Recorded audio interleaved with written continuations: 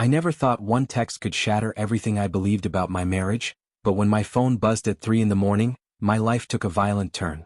It wasn't my wife reaching out to explain why she'd suddenly vanished.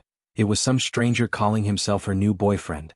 Heart pounding, I tried to call her instead, desperate for answers, but every ring led to the same automated voice. This number is no longer in service. That's when I discovered our joint bank account had been wiped clean, leaving me with trembling hands, an empty wallet, and a sinking realization that I was utterly alone. I woke in a daze, the early sun casting a cruel light across the disarray of our bedroom. The sheets remained in a twisted pile, evidence of my restless night. For a moment, I forgot everything and reached across the bed, expecting to find her warmth. But the empty space taunted me. My phone lay on the nightstand, screen still lit with the message from Brad. I stared at the text again. If you're reading this, she's with me. Don't try to find her. She's not coming back. It felt like a punch to the gut. I wanted to dismiss it as a prank, but I knew better.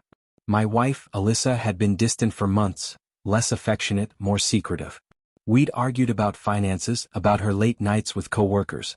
But never in my wildest nightmares did I imagine she'd just up and leave, block my number, and run off with some guy named Brad. Heart pounding, I flipped over to my banking app. My mouth went dry, $0. The entire balance, gone. That was over $15,000, the sum of our savings for a future house, a future baby, a future everything. In a fit of desperation, I tried calling her again, only to confirm what I feared. Blocked. A wave of nausea washed over me, forcing me to set the phone aside before I hurled it against the wall. I rummaged through the bedside drawer, searching for any clue, a note, something scrawled on a receipt. All I found were the usual random objects: stray pens, old receipts from our grocery runs, a half-dead flashlight. No sign that she'd planned this meticulously or left instructions. I stumbled to the bathroom, splashed cold water on my face, and stared at my reflection in the mirror. Bloodshot eyes, a stubble that needed trimming, fear etched into every line. What am I supposed to do now? Vanished without warning. I replayed the last couple of weeks in my mind. Alyssa had been moody, complaining about her job at the real estate firm. She said her colleagues worked toxic, that she might quit. We argued over the bills. I tried to calm her, suggesting we rework our budget, maybe downsize some expenses. She snapped that she wanted more from life. More excitement, more freedom. 2 nights ago, she claimed she was staying late at the office. I believed her. Then she never came home. My chest tightened at the memory. How could I be so blind? I rummaged around the house, searching for a goodbye letter or a sign of forced entry. Instead, I found her closet half empty, her favorite dresses, her new heels all missing. She'd taken her passport from the safe.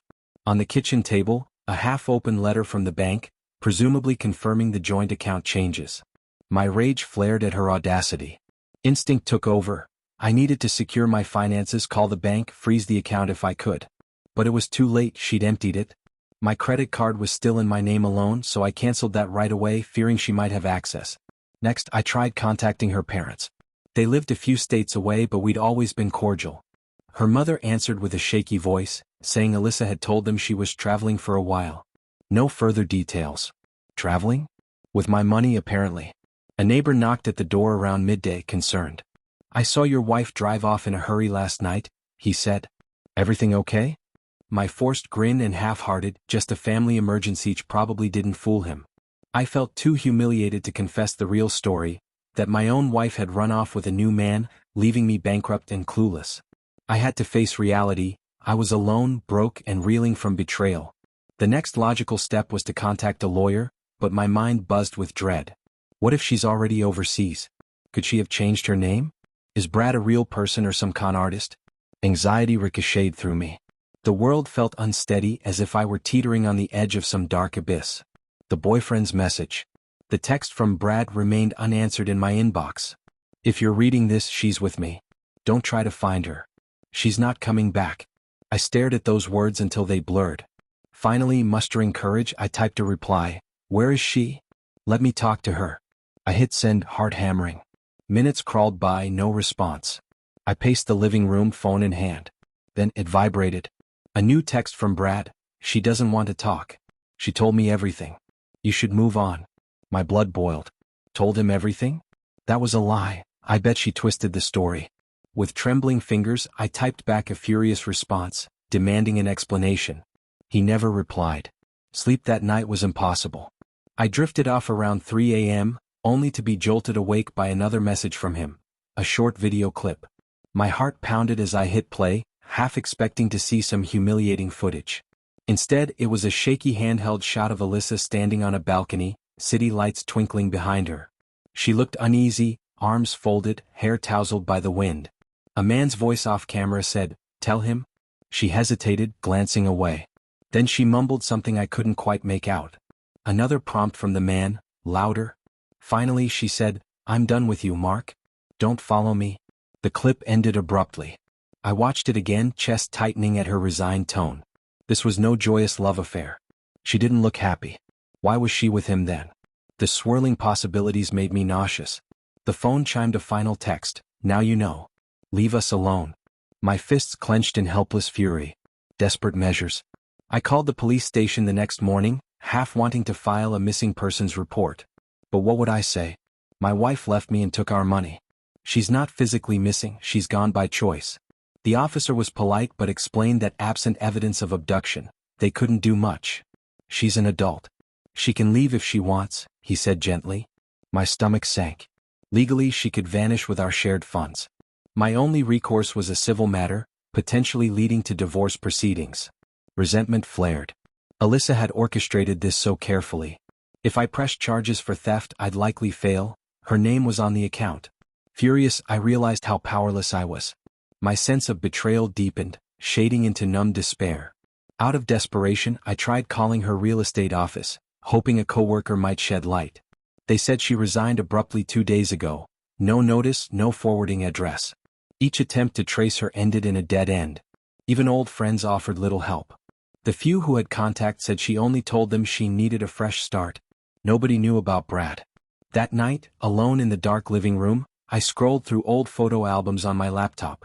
Alyssa and I beaming on our wedding day, dancing at a friend's party, hiking in the mountains. Each memory felt like a punch to the gut. She'd promised forever, but her forever lasted just 6 years. Why didn't I see this coming? The question echoed relentlessly. On the 4th day of my meltdown, a friend texted me a link. A screenshot from social media. "Isn't this your wife? She's tagged in some fundraiser in Dallas?" Confusion spiked. Dallas? The event page showed a man named Brad Conroy, hosting a charity gala next weekend. One of the tagged photos featured a woman with auburn hair, partially turned away, looked like Alyssa or someone with a striking resemblance. The friend said the location was a fancy downtown hotel. Could that be them? This was my first real lead. My heart thudded with adrenaline. If she was attending a Dallas event, she might not be overseas after all. She's within reach. Fueled by desperation, I decided to drive out there. My friend thought I was nuts, but I had nothing left to lose.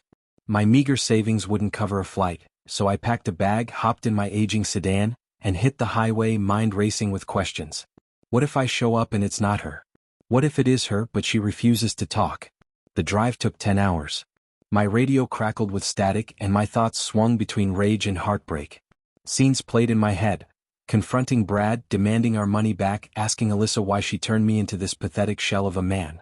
By the time I reached Dallas, my nerves were frayed. I checked into a cheap motel near the city center, the neon sign flickering outside my window. The gala was tomorrow night. A glimpse of her world. The next evening, I lingered outside the upscale hotel hosting the charity event. Red carpets, designer dresses, men in tailored suits. I felt out of place in my off-the-rack blazer. My palms sweated. Half of me wanted to turn around, but the other half craved closure like oxygen. I wove through arriving guests, slipping in behind a group of well-dressed donors. The lobby was grand, chandeliers casting warm light on polished marble floors.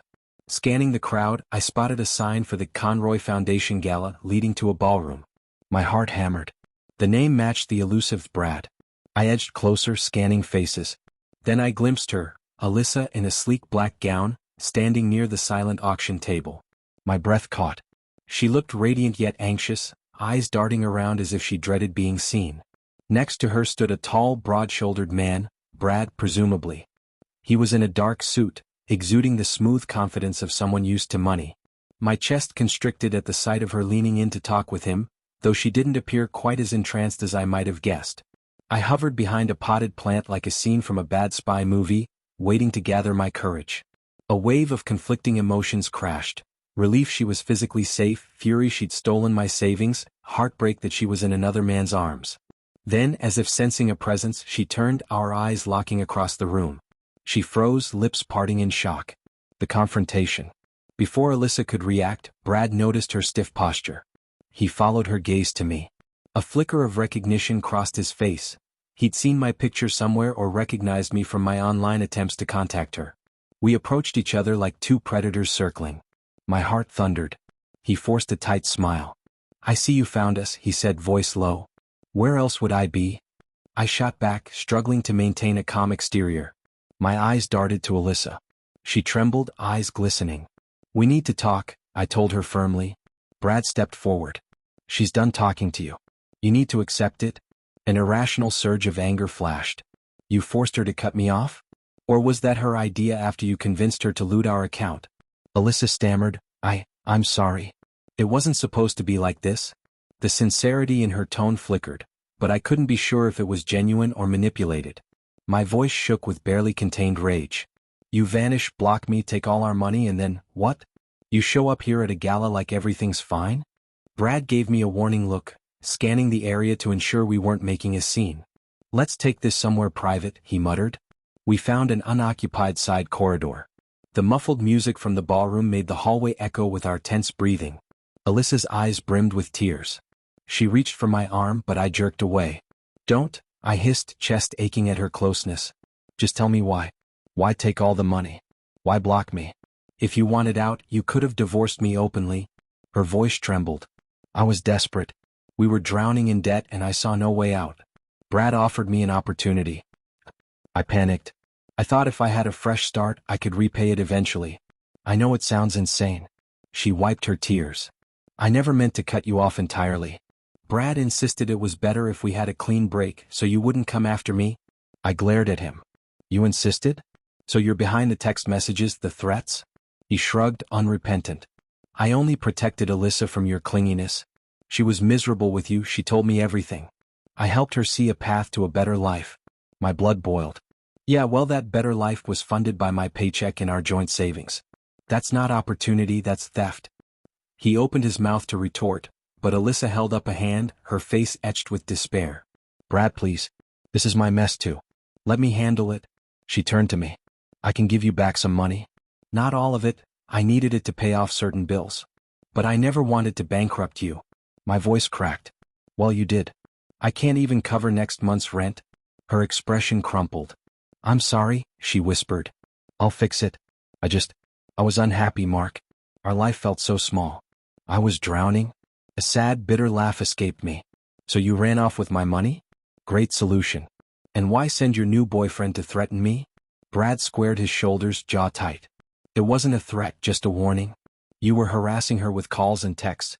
Because my wife disappeared." I cut in, fury flaring. "But none of that justifies your bullying or the theft." My glare shifted between them. "Look, I'm done. I want my share of the money back, or I'll press charges for fraud.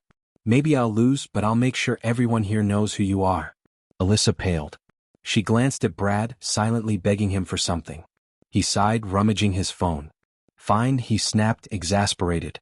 "We'll arrange a wire transfer for half the funds tomorrow. That should get you back on your feet. But then you leave her alone forever?" My stomach twisted at his arrogance.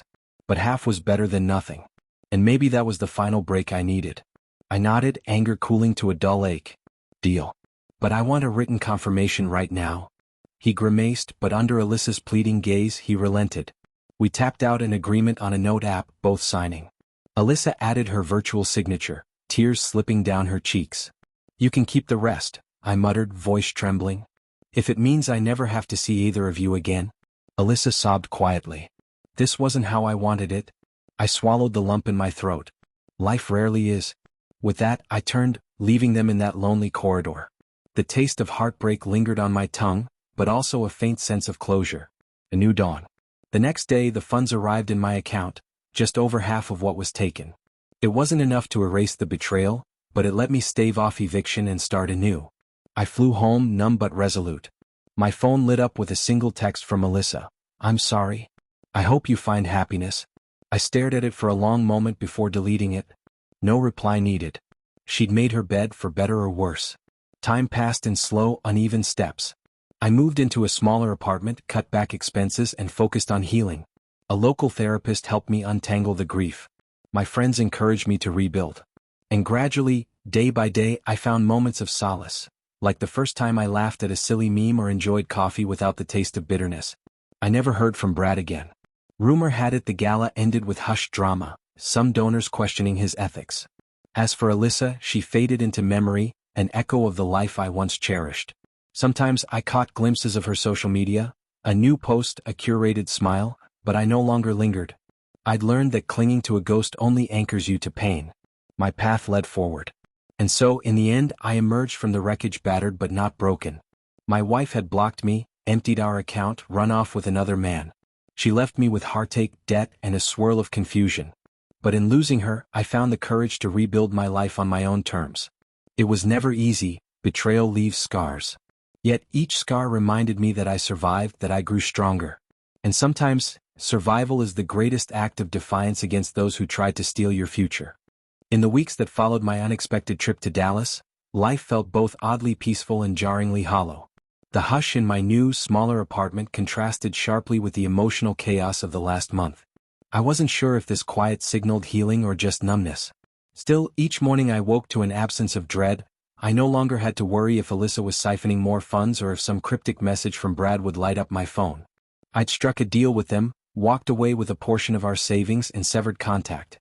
In exchange, they promised to leave me alone. I clung to that promise like a lifeline. My mind needed a rest from the lies, the betrayals, the swirl of heartbreak that had consumed me. For the first time in weeks, I slept without jolting awake at 2 a.m., stomach knotted in fury. And yet, each time I glimpsed a couple holding hands on the sidewalk or heard a friend mention wedding plans, the old ache crept up. That could have been me. The sense of loss simmered, never fully letting me go. Facing life's practicalities. Amid the emotional debris, there was the small matter of day-to-day survival. My half of our joint account had come in, enough to keep me afloat for a few months, but it was nowhere near the future we'd saved for. I forced myself to plan carefully, line up the bills, figure out a budget for rent and groceries. I considered a second job or freelance gigs, something to cushion me while I navigated this new reality. One afternoon, sorting through a pile of mail, I paused at a plain envelope with no return address. My heart kicked into overdrive. Another nasty surprise? But inside was just a typed note. I'm sorry for how things ended. No phone number, no elaborate explanation, just a single line. I stared at it until the words blurred. Her handwriting or Brad's typed script, who knew? A trickle of old resentment flared. Sorry? That's it? But I reminded myself of the promise I'd made to let them go. I couldn't get tangled in more half-hearted apologies. So I shoved the note into a drawer, telling myself I'd revisit it once I'd found stable ground. Friends, noticing my subdued demeanor, stepped in with invitations. Movie nights, beers at the local sports bar, spontaneous road trips. For each attempt to cheer me up, I was grateful, but the heaviness in my chest lingered. I'd look around at people joking and smiling, and wonder how so many of them navigated heartbreak with what seemed like ease. Had they not endured betrayal of this scale, or was I just slower to heal? Therapy and reflection. Eventually, I recognized I couldn't handle this alone. My frustration, sadness, and sporadic anger at Alyssa kept circling. So I booked sessions with a therapist named Roxanne. She was a warm, middle-aged woman with kind eyes who listened intently as I recounted the last tumultuous weeks. Alyssa's disappearance, the blocked phone, the stolen savings, the bizarre cameo by Brad. Rubbing her chin thoughtfully, she asked gentle but probing questions about my childhood, my understanding of marriage, my sense of self-worth. At first, it felt strange to bare my wounds to a stranger. But session by session, I noticed glimpses of clarity. She helped me see that Alyssa's actions, while devastating, weren't a reflection of me being unlovable or worthless. The betrayal was her choice, shaped by her own restlessness or dissatisfaction. My role was to accept the facts, grieve the life I lost, and gradually build a new identity. Roxanne also nudged me to explore what I wanted for the future, beyond just getting back to normal. Perhaps, she suggested, this crisis could be a catalyst for growth. It was a hard pill to swallow, that notion of forging something positive out of heartbreak. But each therapy session chipped away at my self-blame, teaching me to see that yes, I might have been complacent or naive, but I wasn't complicit in Alyssa's theft or her flight with Brad. She made that choice, not me. Outside therapy, I started small steps toward renewal. I rearranged my new apartment's furniture, adding personal touches, a second-hand bookshelf for my growing reading habit, a simple piece of art I found at a local market. I told myself, this is my space now.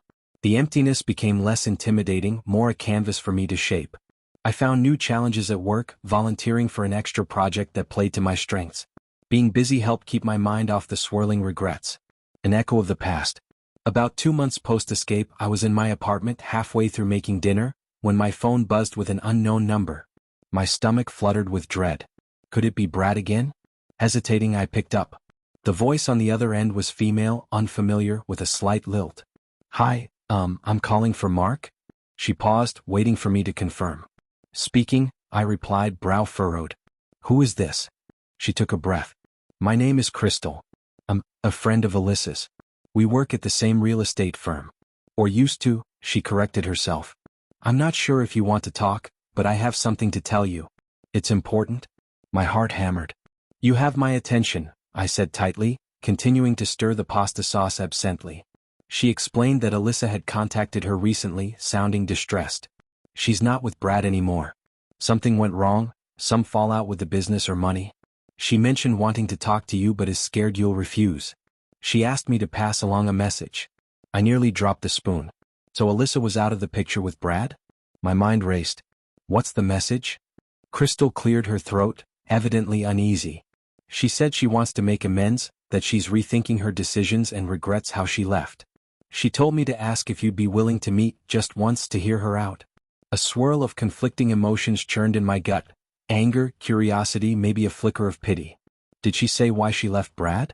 Crystal hesitated, then offered a guess. All I know is something about a shady deal he was involved in. She realized too late that she jumped from one problem to another. Also, she said she still has some of your money left over that she wants to return. I exhaled, every muscle tensing. More money? So Brad's entire persona of wealth might have been a con, or at least partly. The gall. Where is she now? I asked, forcing calm into my voice. In a motel across town, near Maplewood. She didn't give me the address, just said if you're willing she'll find a neutral place to meet. I closed my eyes, heart pounding. My mind flashed with memories of heartbreak. Did I really want to see her face again? Therapy had taught me the value of boundaries. But the lure of recovering more stolen funds, and maybe gleaning final closure, was strong. Tell her, fine, I said slowly. But only in a public spot. A coffee shop, something like that. She can text me the details. She's still blocked from my phone, but I'll unblock her for one day only. After that, we're done. Crystal breathed relief. All right. I'll let her know. Good luck, Mark. The final meeting. A few days later, I found myself standing outside a modest cafe at midday. The neon sign flickered in the window, offering cappuccinos and pastries. The sky threatened rain. I almost laughed at the symbolism, a storm on the horizon. My phone vibrated, Alyssa's number unblocked for the moment. She texted, I'm here. Back booth? Inside, the cafe smelled of fresh coffee beans and baked goods. I spotted her in the rear booth, hunched over a latte. She looked thinner, tension etched into her face, wearing a simple sweatshirt and jeans, no lavish style. My stomach churned with a jolt of recognition. This was the same woman I'd married. Even though my bitterness lingered, a flicker of old affection stirred. I brushed it aside, determined not to let her see my vulnerability. She glanced up, eyes instantly brimmed with tears. Hey, she whispered. I just nodded, sliding into the seat opposite her. An awkward silence draped over us. Finally she spoke, voice trembling. Thank you for coming. I didn't know if you would. I clasped my hands to keep them from shaking. I'm here. Say what you need to say. My tone was flat, but my heart thudded. She fidgeted with her latte cup, eyes lowered. I'm sorry, truly sorry. I made a terrible mistake, or maybe a series of mistakes.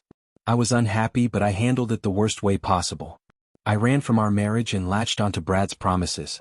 He turned out to be manipulative and, well, it fell apart once his shady dealings caught up to him. I realized too late that I'd burned every bridge, including ours. I swallowed thickly. You did more than burn a bridge. You robbed me, blocked me, let him threaten me. That's not a small misstep, it's a betrayal. She nodded, tears slipping down her cheeks. I know. I regret it all. I never wanted to bankrupt you, I was just desperate. I thought I needed a fresh start. Instead, I ended up more miserable and I dragged you into the chaos. A wave of conflicting emotions washed over me. Part of me wanted to lash out. Another part just wanted to be done. So what now? She sniffled, drawing a small envelope from her bag. Here's what remains of that stolen money, about $5,000 in cash. I used some for traveling and to survive after Brad basically abandoned me when his scam was exposed. I'm sorry it's not more, but it's all I can repay. My gut twisted with pity and lingering anger. Thanks, I muttered, pocketing the envelope. I appreciate it, though it doesn't fix everything. Are you hoping I'll forgive you and we'll pick up where we left off? Her eyes glistened. No, she whispered. I know I burned that chance. I just needed you to see I'm trying to make amends. I'm planning to leave town, maybe go stay with an aunt in Oregon, restart my life. I'm not asking you to take me back. A silence stretched, the hum of espresso machines filling the void. My gaze flickered to the rain spattering the window. Good, I finally said, voice steady. Because I can't see a future for us anymore. Too much damage. She bowed her head. I understand. After a moment, she added softly, for what it's worth, I did love you once. It wasn't all a lie. A pang hit my chest. I believe that, I admitted. But love alone can't excuse betrayal. Her lips trembled and she nodded. I wish you the best, Mark. Truly. I felt an odd calm, like a weight lifted from my shoulders. Maybe this was the closure I'd needed. I wish you clarity, I said, not quite able to muster the word best. Then I rose, putting a bill on the table for my untouched coffee. Take care, Alyssa. She whispered a goodbye, tears streaking her cheeks. Without looking back, I walked out into the drizzle, the envelope of partial repayment in my pocket. My heart ached but also felt strangely lighter. This is the end of that chapter. Healing and hope. In the weeks that followed, I deposited the returned cash, consolidating it with the half-share I'd received earlier. It wasn't the nest egg Alyssa and I once had, but it was enough to keep me afloat. My therapist noticed a change in my demeanor, less tension around my eyes, less bitterness in my words. I still had scars from the ordeal, but I was finding direction. I planned out a short vacation to a national park, a chance to breathe fresh mountain air and reflect on my next steps. Maybe I'd buy a small condo someday, or go back to college for a master's degree. Options felt open, unweighted by her negativity. A stray rumor reached me that Brad faced legal trouble for fraud, corroborating Alyssa's mention of his shady dealings. I felt a grim satisfaction, but also pity for anyone else he might have conned. Alyssa, as far as I knew, vanished from the city, heading west to find redemption or a fresh start. Good for her, I supposed. As for me, I was done. Whatever flicker of love we once shared was now a cautionary tale of how trust can shatter when selfishness prevails. And so, step by step, day by day, I forged a new normal. I cut my hair, started jogging in the mornings, found small joys in cooking new recipes. My phone no longer buzzed with threats or confessions. My bank account might be lean, but my sense of self-worth grew stronger with each decision I made for me. I realized I wasn't just a victim of her betrayal. I was a person with dreams and resilience to overcome heartbreak. Sometimes I still woke from dreams of her, moments of laughter, old inside jokes.